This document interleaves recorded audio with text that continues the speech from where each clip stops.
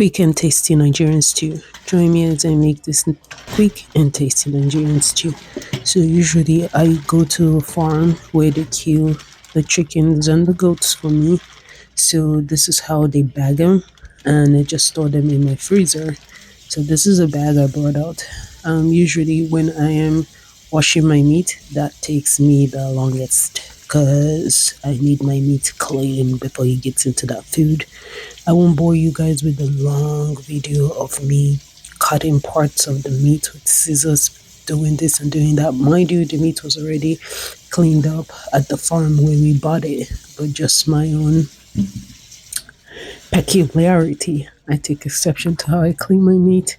I just bag all the parts I chopped out of the meat and I just tie them in a shopping bag and I just put them in the trash. Yeah. So I first of all parboil my meat. I go ahead and I season it with salt. I put curry, some thyme, and some rosemary. I also add some paprika and some onion powder and some pepper. I always have dried Ghana pepper and I use that to make my stew. I get the Ghana pepper from Nigeria. So this is going to be the tomato I'll be using. This is crushed tomatoes. This is not tomato paste. This is crushed. So it looks like raw tomatoes that were crushed. Again, whenever I buy any canned thing in the store, yes, I wash it because those things have been sitting in storage for God knows how long. Rodents and the rest of them have peed, pooped on them. Yeah. So I wash it properly. You can use any tomato of your choice. You can use fresh tomatoes and blend them. You can use whatever you want, but I'll be using crushed tomatoes because I did not have fresh tomatoes at home and I didn't have stew. So I turned my meat, my chicken, so that I make sure that all the spice gets in between it. Mind you, I don't let the meat cook for long. It's just parboiling that I'm doing for right now. And then going back to my tomatoes, even though they're crushed, they kind of have some lump in them. So I go ahead and I put them back in my blender and I use it as the liquid base to blend my onions. Guys, I will tell you guys a story about this blender somewhere in the future. I've had this blender for going on 11 years now. Yes, that long.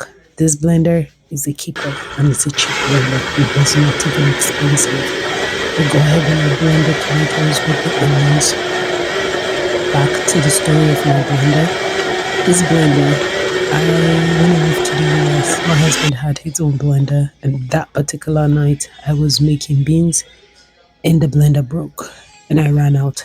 That night, that was how I bought that blender. So back to my cooking. I take the meat, the chicken out of the pot and put them in the pan and I put it in the oven. I like my chicken dry. It depends on what mood I am. Sometimes I just make the stew with the chicken fresh. Today is that day that I want the chicken dry before I put it in there. And then I put away my chicken broth. I will be putting that chicken broth back in the stew eventually. Again, tell me what kind of person you are. Are you the cooker and the cleaner in between, or you clean after you cook? So I put my oil, I put my tomatoes in the pot. Again, it's tomatoes, it's onions, and I always like to cook my stew with bell peppers. If it was back in Nigeria, we use what we call tatase. So, but I just use bell peppers here. I piece them up, put them in the blender, and I blend and I put it in the pot. I tend to cover my stew when I cook it because that stuff is splashing everywhere. So let it just splash in the cover of the pot. I stir and I cover. I let it cook for a little bit while I go do other things. Back again, checking the stew. I give it a little stir. Look at the stew. See how good the stuff looks. I put in my chicken broth. I then go back to spicing again. I put my curry, my thyme, my rosemary, and my paprika, and some salt, and some nutmeg. And I did put in pepper. Sorry, you didn't see that in the video. I didn't use all the chicken broth, and whenever I don't do that, I save the rest of it for the future when I need to cook something else that I can use it for. So that's how my chicken look from the oven, and I go ahead and I just put them in the stew. At this point in time, I'm not going to let the stew cook for long because I don't want the chicken to become too soft or soft. I pretty much just put the chicken and just almost turn the fire off like pretty much almost immediately, because then with the heat of the stew taste, sauce, and all of that stuff still gets into the meat while it is in the pot while the fire is turned off. Of course, what is cooking without some tasting, yeah? So I went ahead and gave the chicken a taste to see if it tasted good enough. Yeah, yeah, I'm back again. I go ahead and give my stew a little stir. I wanted to make sure I'm not putting too much chicken so that then I don't even have room to take some stew. And voila, I served my stew with rice and some plantains.